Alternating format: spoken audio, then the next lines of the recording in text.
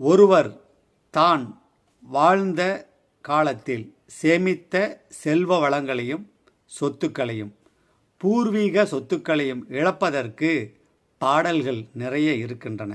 அந்த வரிசையிலே புலிப்பாணி தாய்மகள் ஏசல் பாடல் நமக்கு ஒன்றை சுட்டி காட்டுகிறது.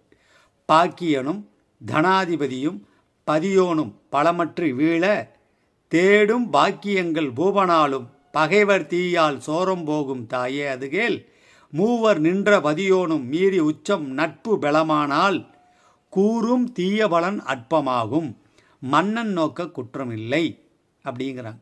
என்ன அர்த்தங்க?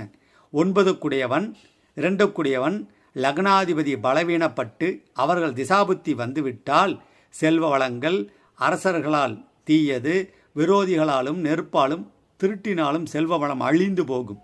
இவர்களை குரு பார்த்தாலும் மூவர் நின்ற வீட்டுக்குடியவர்கள் உச்சம் நட்பு பெற்றால் அற்பபலன் குறையும் என்று புலிப்பாணி தாய்மகள் ஏசல் சொல்கிறது. அந்த திசாபுத்தி காலங்களில் கவனம் தேவை.